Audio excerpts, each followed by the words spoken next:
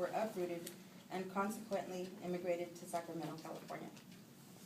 In his autobiography, titled Barrio Boy, he explains his first glimpse of class as he describes how los ricos, or the rich, lived in his town.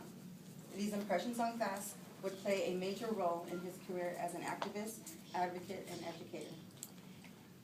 His experiences as a young boy ultimately defined his principles and passion to advocate and fight for the rights of the working class. Throughout his life, he advocated for the Chicano community on various levels, locally, nationally, and on an international stage.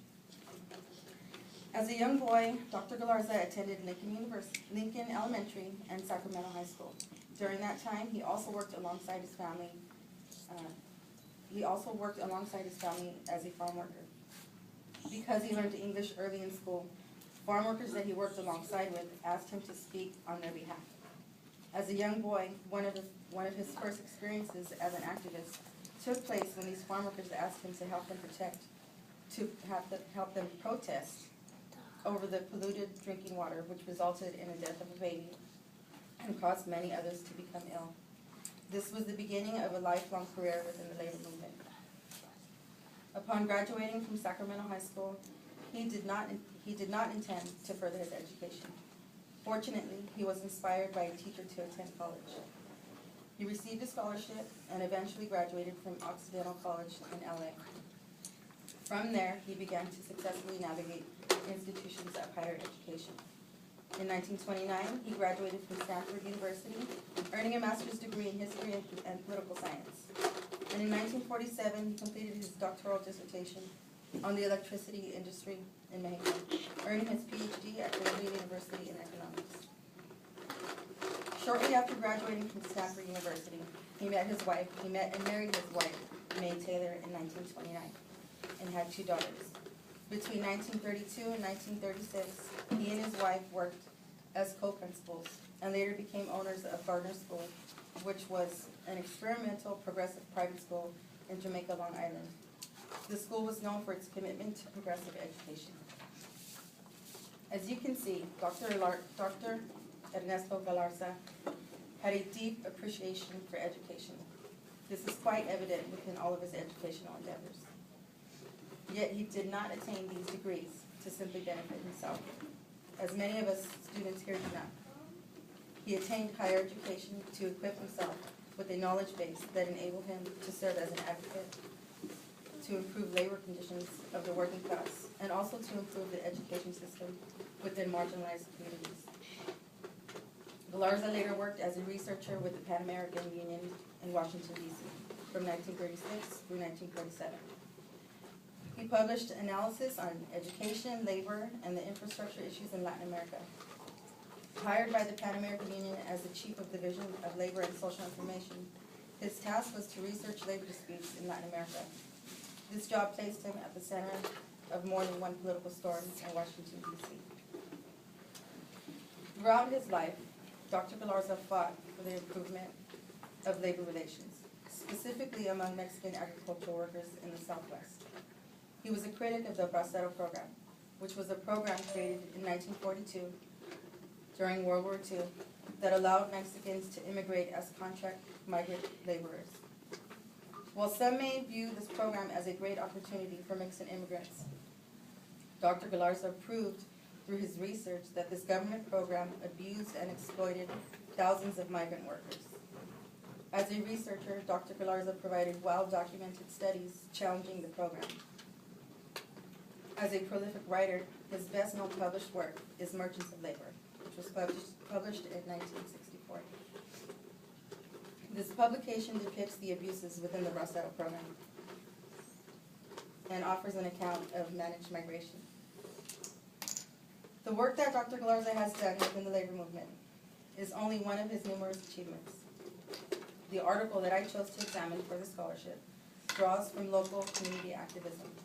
The publication is titled El Viso, Crisis of a Barrio. While Dr. Galarza is widely known for his work within the labor movement, I thought it would be interesting to learn more about his work within a small community and gain a local perspective on grassroots movements. In reading some of Dr. Galarza's work, there is one thing that is consistent. He is unwavering in his effort to record and disclose social injustices within the Chicano community. Whether it is in the labor fields, in political spheres, educational institutions, or barrios, he never fails to deliver his research with a genuine passion for social justice, often laying down the groundwork for his successors. In reading El Viso, Crisis of a Barrio, Dr. Galarza reveals how capitalism and urbanization can destroy a barrio and strip it of its cultural identity and space. His work and research within El Viso speaks volumes of how bureaucratic systems and institutions have the power to displace barrios throughout the nation. This historical process of expropriation of land has been taking place for hundreds of years within the U.S. However, and most importantly, he succeeds at revealing the power of the people within his work. Dr. Galarza explains how a barrio can, with some effort, resist these institutions of power within the context of collection action and education. Sorry.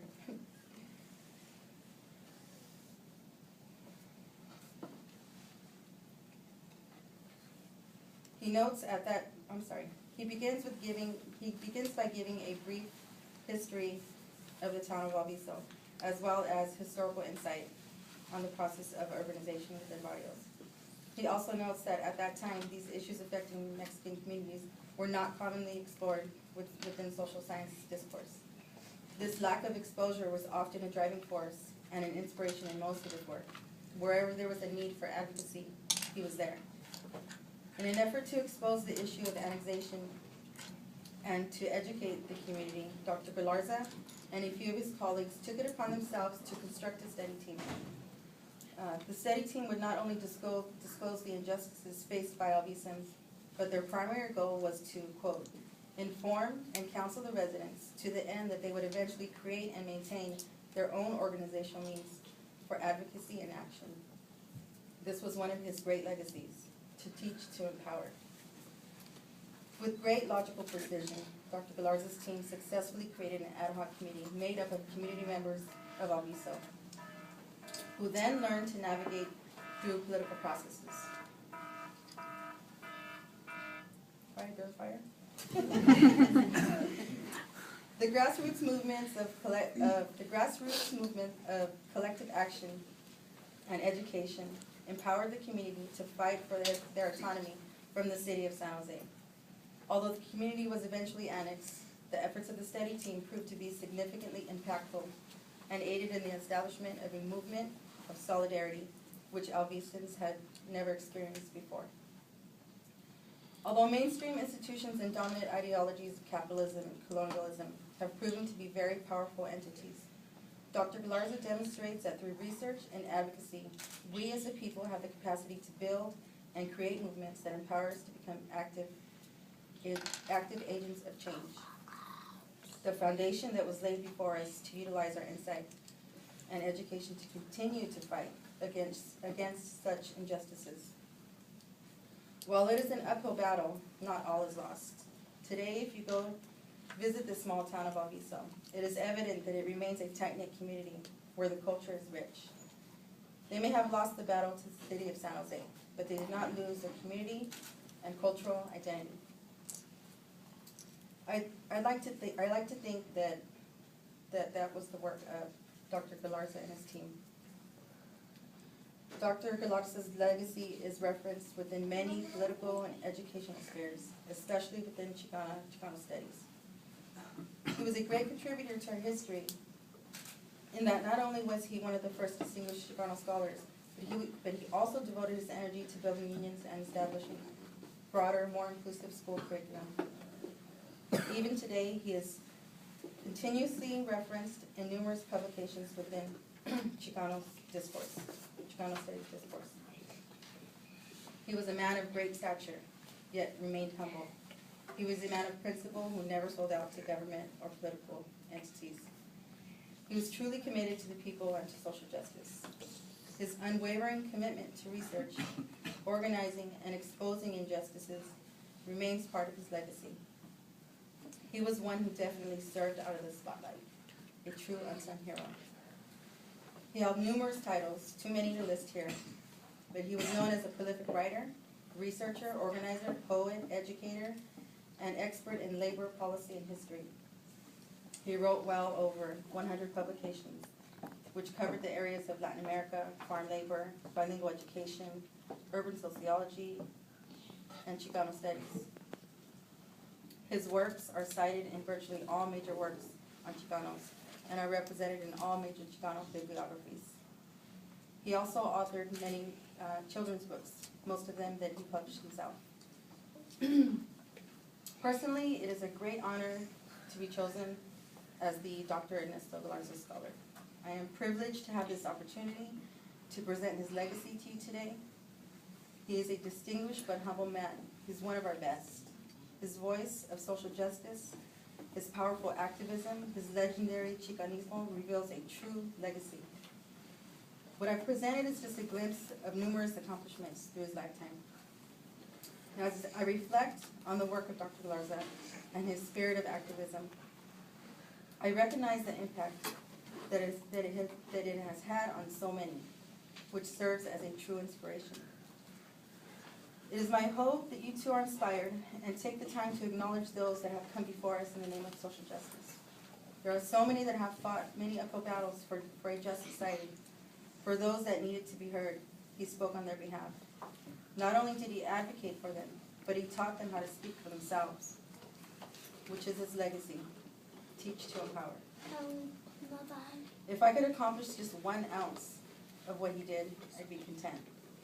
In reflecting on his lifelong achievements, I think about the saying, how are you going to live your dash? I remember coming home one day as I walked through the door, my sister Sonia tells me, how are you going to live your dash?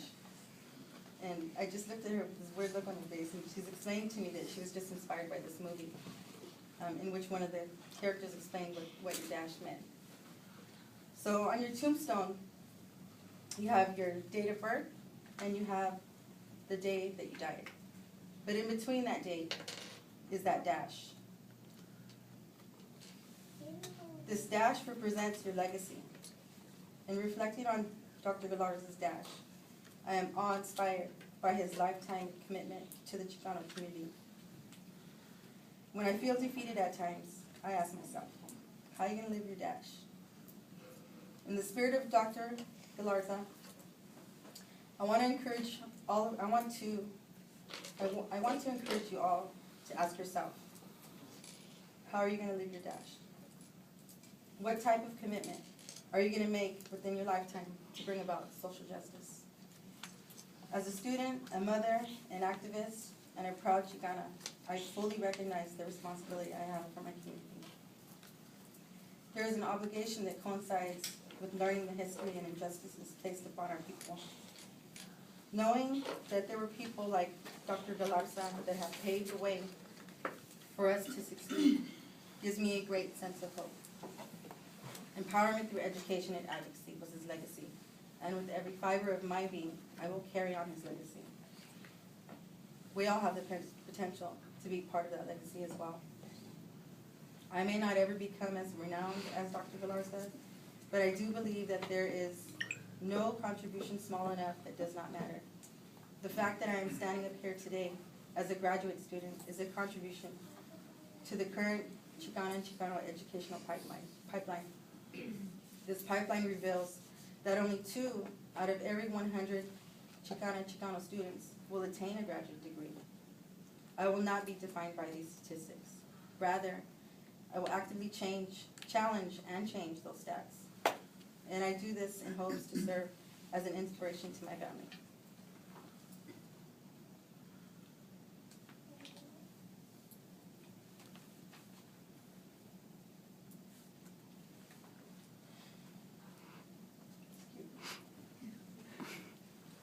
All 17 of them. Some are here, some couldn't make it. They are our future legacies. It is our responsibility to lead by example. At this time, I'd like to graduate all of the recipients here of this distinguished award. We're all deserving of it.